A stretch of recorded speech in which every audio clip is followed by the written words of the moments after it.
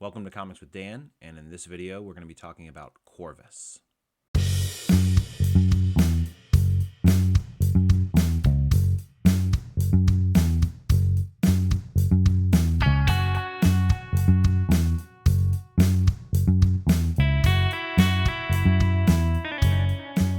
Corvus is a 6-issue miniseries from Dead Sky Publishing that deals with aliens, monsters, and video games. I was recently sent review copies of Corvus number 1, number 2, and number 3 from writer and letterer of the series, Buddy Beaudoin. He has done lettering on a bunch of books, but ones that you've probably seen on my channel are Gatchaman and A Story in Flash Gordon Quarterly.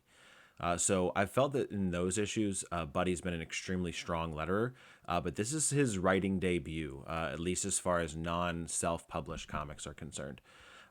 In this review, we'll look at issue number 1, which was released in September, and issue number 2, which hit stands this Wednesday. My initial impressions of issue number 1 are that it's a wild ride. There's maybe a few pages of peace before the chaos breaks out, and there are monsters and aliens everywhere. So for me, this works for the most part. It's exciting, and I want to know what happens next. I will say, if you're a reader that really needs that initial context to get hooked into a book, you won't really get it here. You get the context that Daryn works at a video game store and is good at video games himself. But everything after that is up to you to guess in issue number 1. Now, that being said, issue number 2 does start to explain a bit. And this is where every kid's dream comes true. Daryn is essentially being recruited to fight these aliens because he's good at video games.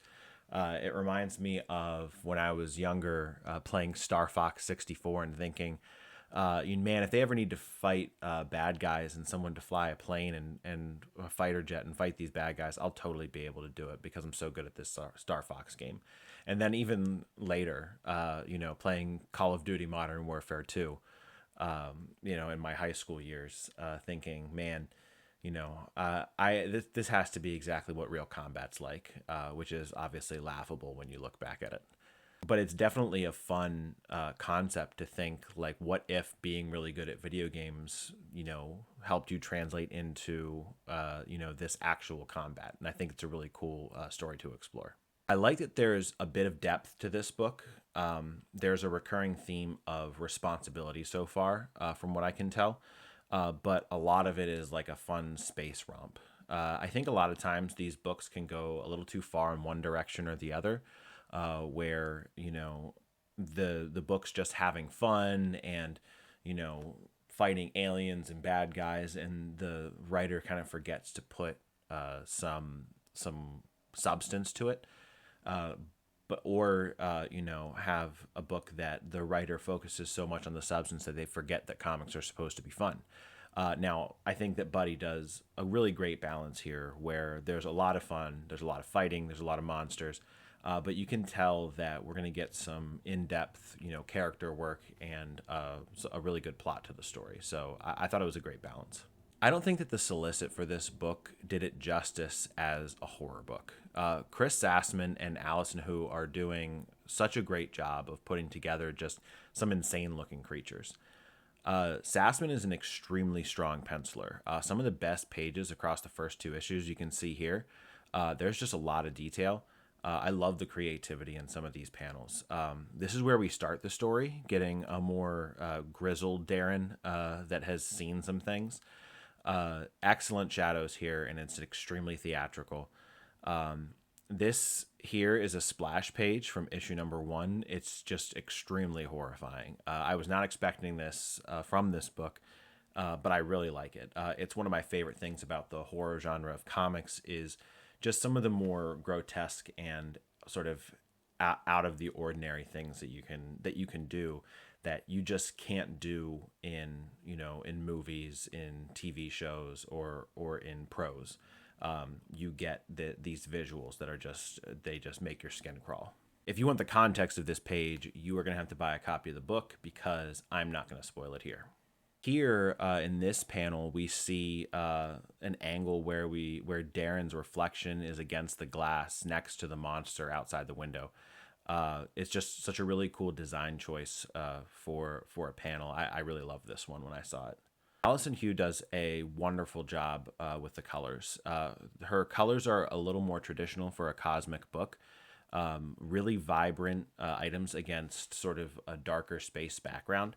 Not at all a bad thing. I'm just differentiating because if you're a returning viewer, you've heard me talk about how Andrew Dalhouse on Space Ghost goes in a different direction with colors that are a bit flatter and fit Jonathan Lau's style, his penciling style a bit more. But I think Hugh also works well within the boundaries of Sassman's art and helps these creatures pop off the page. So I think it's just a really good example of her working well with the penciler to make a really good final product. Buddy, of course, did his own lettering, which was no surprise to me. It's very well done. He sticks to the traditional black text to white background for the most part, but then does mix in some variations that look great in context with the story. No issues at all with figuring out the direction to read the story. It was a very smooth read. As far as criticisms, I don't really have much to note. I was glad to read issues number 1 and 2 together because reading issue number 2 explains a lot about what happened in issue number 1. I get that the point of the ending of issue number 1 was sort of to be like a cliffhanger for issue number 2 and get you excited and engaged and want you to go out and get issue number 2. But I have to admit, it left me a little more confused than excited to read issue number 2. However, I did like issue number 1 enough to then immediately read issue number 2, and then I loved issue number 2, which made me like issue number 1 even more. So I think from a narrative perspective, it was the spacing there was a little tough. But I think that since issue number 1's already out and issue number 2's coming out Wednesday, you should get both issues, and then that way you can read them back to back, and I think it's a really good read that way. Additionally, and I say this with the understanding that making sure everyone gets paid fairly can make prices a little high. The $4.99 price point isn't terrible. Obviously, there are worse out there, but I do know I try to keep as many $3.99 books on my pull list as possible.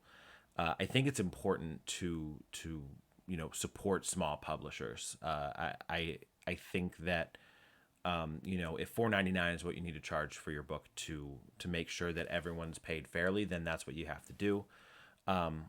But I know that also that I personally have a pretty small comic budget, so adding a monthly $5 book to the budget can sort of weigh it down quite a bit.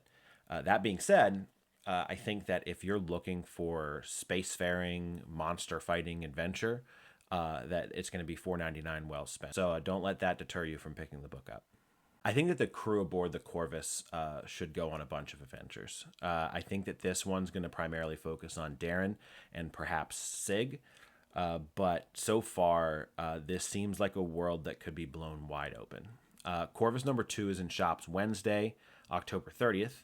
FOC is coming up for issue number 4. Here on the screen, you can see pre-order codes, which will also be in the video description. And also the link to Dead Sky's website, where you can also purchase these issues. This is definitely going to scratch any space adventure itch that you might have. A really solid book, a really fun, awesome comic. Make sure you like the video, make sure that you subscribe, check out my other videos here, and thank you for watching.